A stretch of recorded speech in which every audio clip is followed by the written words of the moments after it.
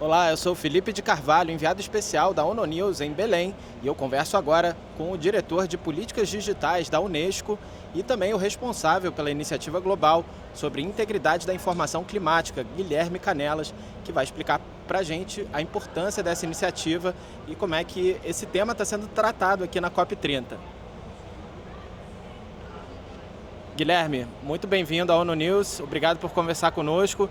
Eu queria primeiro que você comentasse como que esse tema da integridade da informação climática, que pela primeira vez entrou numa agenda de ação da COP, está sendo recebido aqui em Belém, como é que ele está se difundindo, como é que ele está sendo acolhido pelos países e pelos negociadores em geral. É sempre um prazer falar contigo e com os ouvintes da ONU News.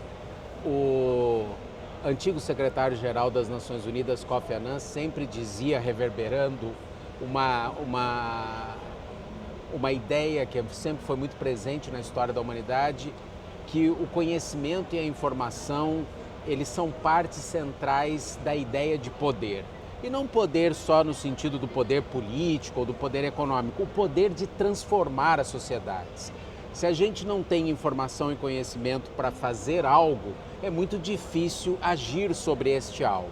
Então, a ideia central dessa iniciativa é que se não há integridade da informação, ou seja, se não é possível confiar na informação sobre a questão central das nossas sociedades nesse momento, que é o tema das mudanças climáticas, é muito difícil agir sobre isso. Agir do ponto de vista individual, cada um de nós, mas também do ponto de vista dos outros atores, da política, da economia, enfim, da sociedade civil.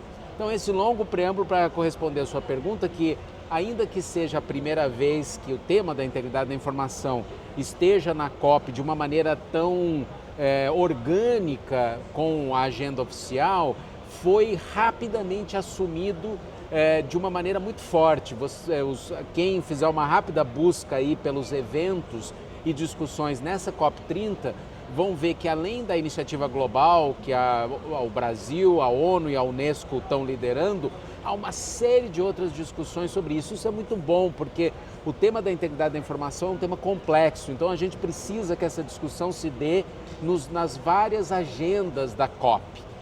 E efetivamente está acontecendo esse ano aqui em Belém e nós estamos muito felizes com isso. Que bom. Agora, Guilherme, tem muitos estudos que indicam que as mentiras elas se espalham muito mais rápido que a informação verídica e, ao mesmo tempo, também análises que mostram que existe toda uma rede, todo um sistema de desinformação montado e que é muito eficiente. Então, como é que é possível criar também uma reação a isso e como que essa iniciativa está pensando uma estrutura capaz de fazer frente a esse contexto onde a desinformação circula muito rápido, impulsionada por algoritmos? Qual que é a estratégia para realmente lidar com esse ambiente de desinformação que está se expandindo?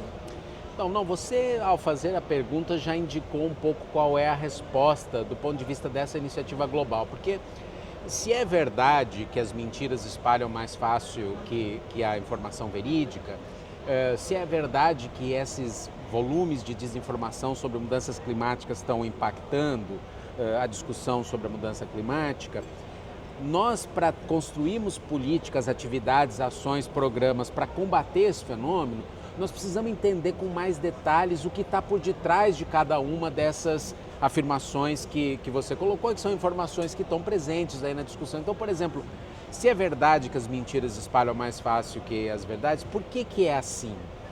Como é exatamente o mecanismo dessa distribuição, seja através dos algoritmos, etc., em relação às mudanças climáticas? Veja que ainda que a ciência sobre o tema da desinformação tem elementos sobre quantidades de posts sobre desinformação e mudanças climáticas, nós sabemos muito pouco sobre o que está por detrás disso. Por exemplo, quem é que financia esses posts? Por que é que eles espalham mais rapidamente que outros tipos de conteúdo? Como é que isso acontece? Então, se a gente não conseguir saber mais sobre isso, é muito difícil tecer estratégias, iniciativas e atividades para combater esse fenômeno. Então, o coração dessa Global Initiative, dessa iniciativa global, é justamente financiar, sobretudo no sul global, atividades de jornalismo investigativo, de pesquisa sobre o tema da desinformação, para entender exatamente o que está acontecendo nessa questão, desinformação, teorias da conspiração sobre mudanças climáticas, para então poder tecer melhores estratégias de combate a isso. Então, por exemplo, a minha querida amiga Maria Ressa, ela diz uma coisa interessante, ela é dela também essa frase que a desinformação espalha mais rápido que os fatos, mas ela também coloca, talvez o que espalhe com mais velocidade sejam os conteúdos que são carregados de emoção. As emoções, elas podem ser negativas, por exemplo, o discurso de ódio, etc., que são coisas que nós não queremos que espalhe, mas elas também podem ser positivas, emoções de tentar ajudar a humanidade a resolver essa encrenca, esse problema. Então, quem sabe se a gente tiver mais detalhes sobre como isso funciona, a gente vai poder desenvolver melhores estratégias de não só combater a desinformação, porque isso é o lado negativo da história, mas de fortalecer a integridade informacional em relação às mudanças climáticas. Perfeito. E a última pergunta, Guilherme, sobre as iniciativas que vão ser apoiadas, né? Essa ideia é também trazer projetos de jornalismo investigativo e já existe um mapeamento inicial, recursos que estão sendo mobilizados.